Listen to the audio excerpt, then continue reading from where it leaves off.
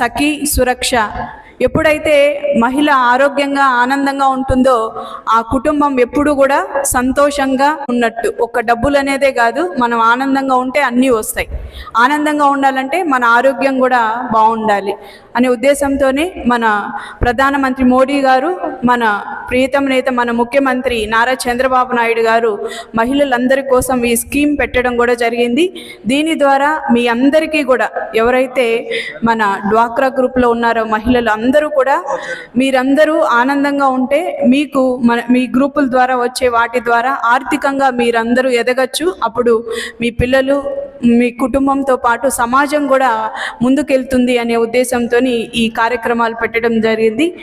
చిన్న వయసులోనే క్యాన్సర్ బారిన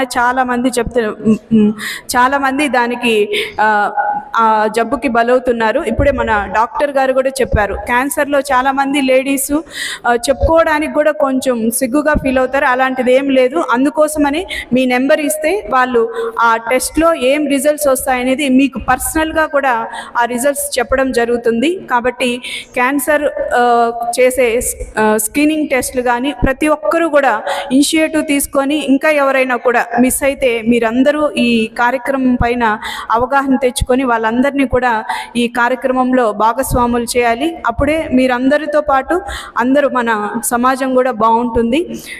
దీంట్లో అది తీసేయడం కానివ్వండి, ఇవన్నీ కూడా మనం చెప్పుకోవడానికి ఇవ్వకపోయినా చాలా చిన్నగా స్టార్ట్ అయినా పెద్దగా జబ్బులుగా వీటికి ఇదవుతాయి. కాబట్టి ప్రతి ఒక్కరూ కూడా, ఎవరు కూడా దీంట్లో మనం షైగా, అంటే మనం సిగ్గుపడాల్సిన పని లేదు. మనం 35 ఏళ్ళకే కదా మనం స్ట్రాంగ్గా ఉంటాము, మనకెందుకు ఇవి అని ఎప్పుడూ అనుకోవద్దండి.